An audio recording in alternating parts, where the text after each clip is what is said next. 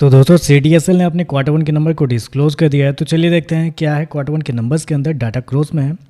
तो देखिए पिछले क्वार्टर में कंपनी 262 करोड़ का रेवेन्यू जनरेट की थी ऑपरेशन के थ्रू, पिछले साल 258 करोड़ के आसपास, जबकि अभी देखते हैं तो बढ़ के 292 करोड़ आपको जाता हुआ देखने को मिला है।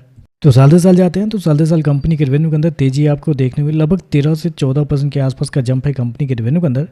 क्वार्टरली बेस पे जाते हैं तो क्वार्टरली बेस पे भी लगभग 11% के आसपास का जंप है। तो कंपनी का रेवेन्यू देखते हैं साल दर साल क्वार्टर दोनों आपको बढ़ते हुए देखने को मिले। मैं बस एक रेफरेंस के लिए आपको NSDL के भी नंबर कुछ दिनों पहले आए, उसके साथ कंपेयर करके आपको बताता हूँ कि कैसे NSDL के नंबर रहते हैं और कैसे CDSL के रहते हैं। यहाँ पे आपने क्या देखा, 14% के आसपास का रेवेन्यू जंप आपको देखने को मिला साल दर साल कंपनी के रेवेन्यू के अंदर।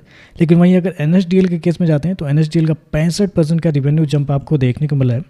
क्वार्टरली बेस पे यहाँ 11% के आसपास का जंप है, जबकि वहाँ पे देखते हैं तो लगभग 13% के आसपास का जंप आपको देखने को मिला है।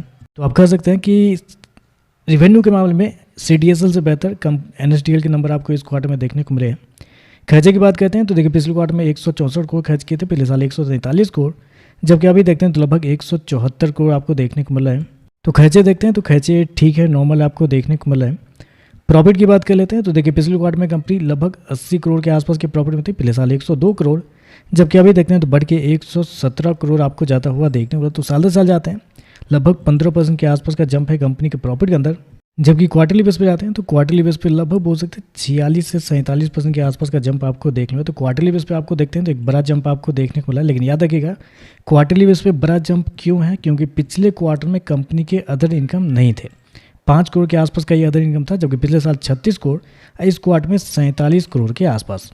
तो साल दर साल कंपनी का अदर इनकम 10 करोड़ के आसपास बढ़ा है, जबकि क्वार्टरली बेस पे लगभग 40-42 करोड़ के आसपास का जंप है, जिसकी वजह से आपको पिछले क्वार्टर में कंपनी का प्रॉफिट आपको कम देखने को मिल रहे हैं। क्योंकि मैंने क्या बताया कि साल दर साल कंपनी का अदर इनकम 10 करोड़ ज़्यादा आपको देख लो। यहाँ से अगर 10 करोड़ निकालते हैं तो कंपनी का प्रॉफिट लगभग 108-109 करोड़ के आसपास निकलता है, जो कि साल दर साल लगभग 5 से 6% के आसपास का जंप है। तो ऐसे में अगर ऑपरेशन लेवल पे जाते हैं तो प्रॉफिट आपको कुछ खास आपको देखने को नहीं मिला है। हालांकि यहाँ पे अगर आप देखते हैं प्रॉफिट के अंदर 15% के आसपास का जंप आपको देखने मिला, लेकिन NSDL के केस में देखते हैं तो वहाँ पे लगभग 10% के आसपास का जंप है कंपनी के प्रॉफिट के अंदर।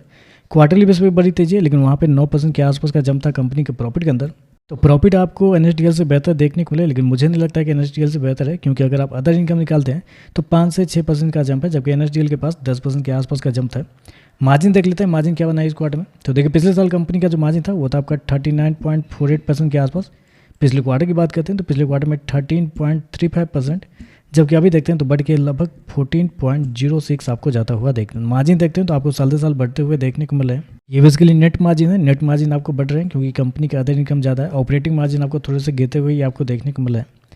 EPS की बात करते हैं तो देखिए पिछले क्वार्टर में 3 रुपये 84 पैसे, पिछले साल 4 रुपये 90 पैसे, अभी देखते हैं तो 5 रुपये 62 पैसे आपको जाता हुआ देखने को मिला है।